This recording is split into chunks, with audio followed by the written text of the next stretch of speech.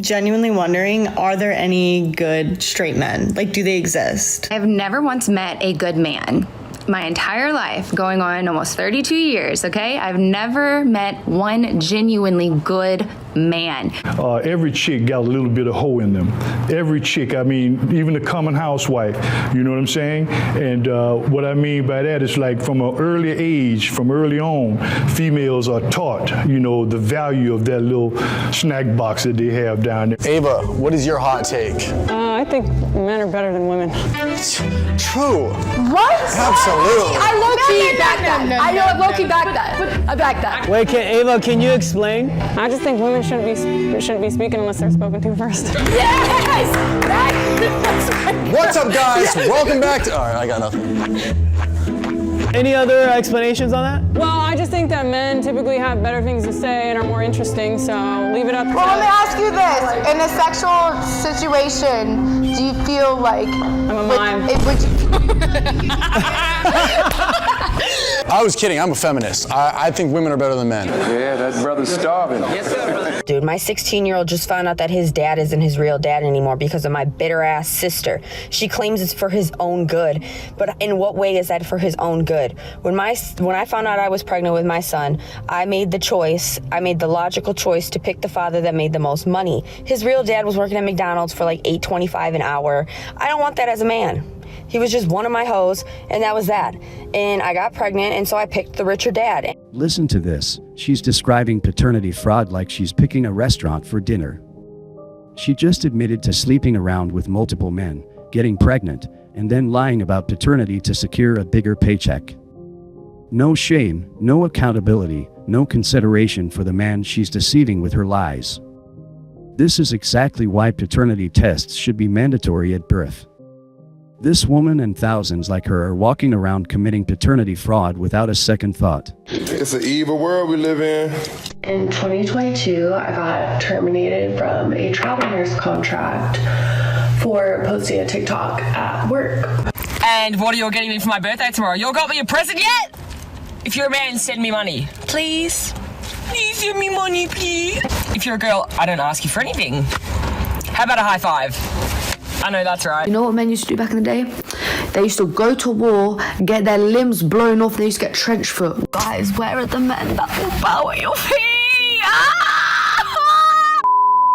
The man you date is a reflection of you. There's nothing wrong with being a gold digger. I love when girls break up with their boyfriend. Thank you. Yes! Yes! What a joy it must be to have a person like that as a friend. I can only imagine. I have a question for men and women. What is up with all of the pretty women being single? The most gorgeous women, like stunning, body proper, face card on, but they're single. What is it? I really get so confused when I see a beautiful woman with a nice body, with a nice face, and she's by herself. Once again today, some rando decided to insert himself into my life while I'm just trying to get coffee and live, and he complimented me on my natural beauty. Oh no, how utterly awful. He was like, I wish other girls could be like you and not wear so much makeup. You're so naturally beautiful. I was like, okay, first of all, don't talk to me. Men are giving up on dating, and one of the reasons why is because of women's expectations. Men will deny this, but they're lying when they say they want peace. Okay then, what do they really want? They love selfish, independent, unbothered women that are difficult and stress them out. No, they don't. That's just what those types of women tell themselves so they can justify their own poor behaviors. Women that are too nice and predictable don't give them enough to worry about. So I heard about this relationship coach that quit due to all of these unrealistic demands that many women have brought to her.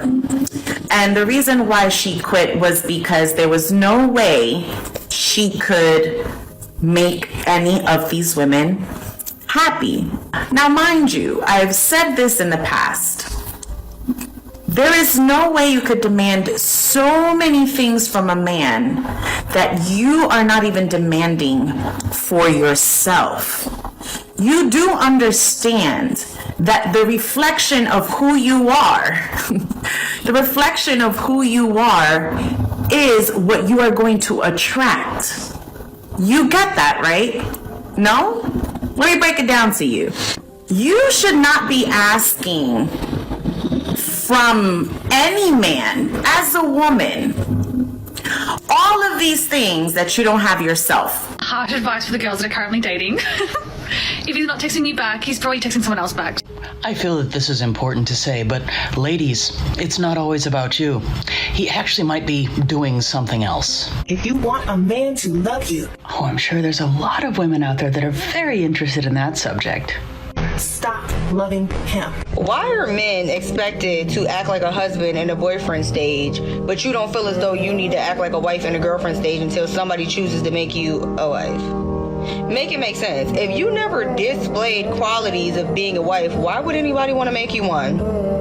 It sounds like women just never want to put any effort first. Like, we feel like we just have to offer minimal effort and that should be significant enough. That and the cat should just have it in the bag. Men love mean girls. No, they don't. But we still keep hearing this. So let's figure out why.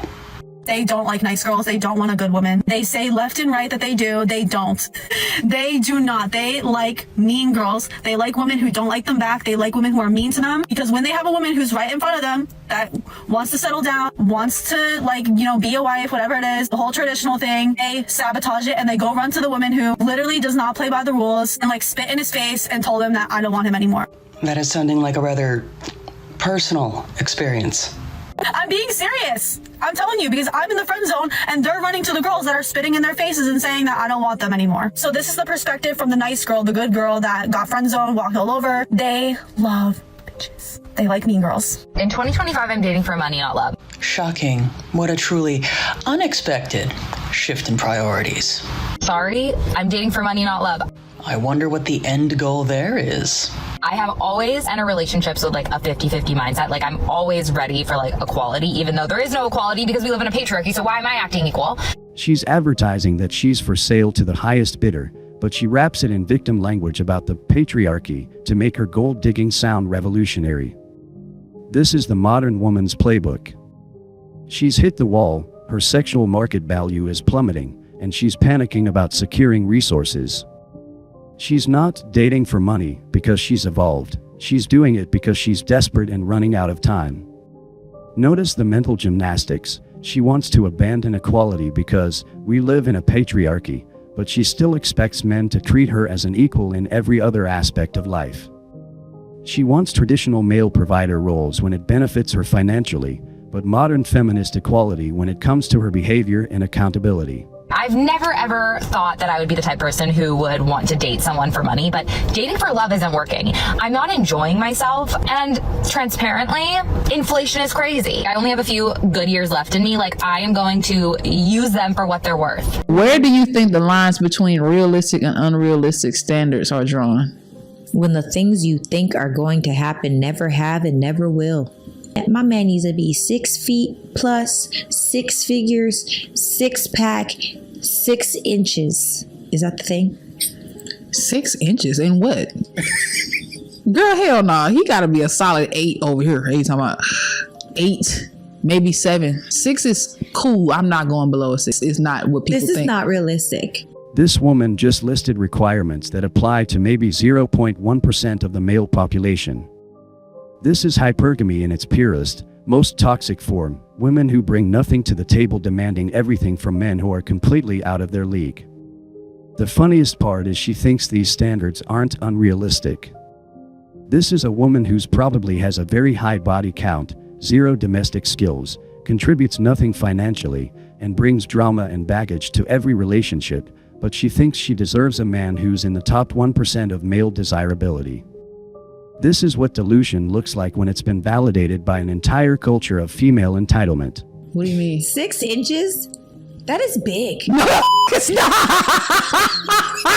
No, it's not. No, it isn't. Sarah, don't do that. Oh 6, my wait, God. hold on. 1, 2. This gotta be like 4. Girl, get the That is big. Matchmaking is a grift. It is bullshit. It will cost you thousands and thousands of dollars. And I just saw a video of a girl saying something along the lines of, Her boyfriend worked like 12, 13 hours, said he was too tired to like stop and pick up food on the way home. I've been there, done that. And so she was like, I'm cooking him and taking him dinner. The very first comment when I opened up that comment section, and what does he do for you, sis? Okay. I'm going to talk in a very broad sense. In this generation, it's all about me, me, me. I, what do I get? What do I want? Since when did it leave everybody's brain that a relationship was supposed to be a partnership? When did that leave? Common sense has left the building. And everybody, me, what does he do for me? Please don't catcall me unless you're attractive. Wait, what did they say? Let's hear that again. Please don't catcall me unless you're attractive.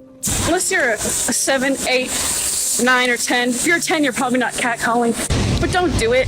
I don't want none of that. I don't want none of that unless you're sexy. She doesn't want to be approached by men unless they're extremely attractive, in which case she wants exactly the same behavior she was just complaining about.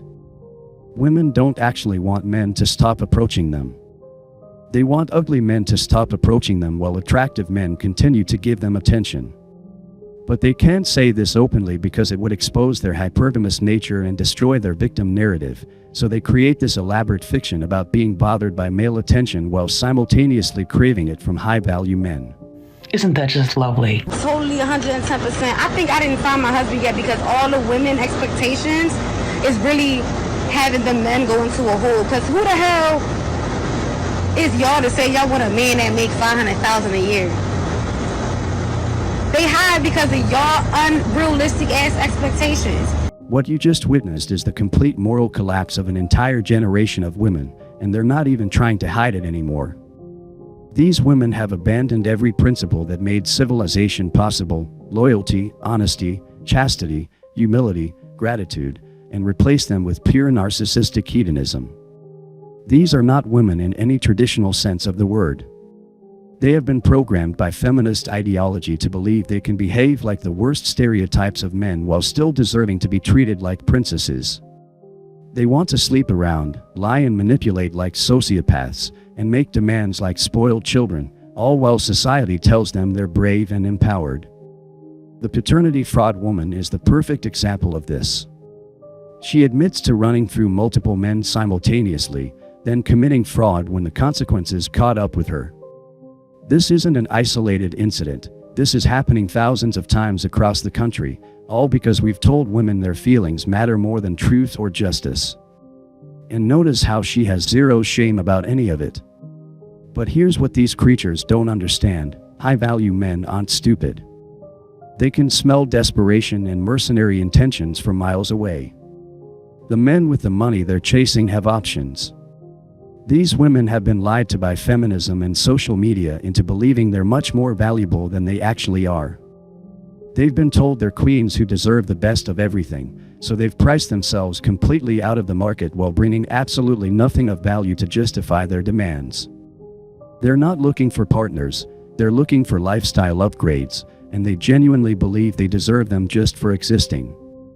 The most revealing part is the 32-year-old asking if good men exist.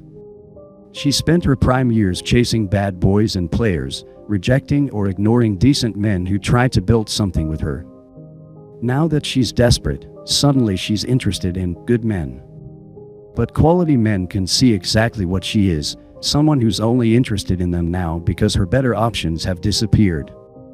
This is the natural endpoint of female sexual liberation, a generation of women who are completely unsuitable for marriage or long-term relationships, wondering why they can't find good men to clean up the mess they've made of their lives. They had 15+ years to find and appreciate quality men, but they spent that time riding the carousel. Now they're facing the consequences, and like all modern women, they're blaming men for their own disasters. This is why men are walking away in record numbers.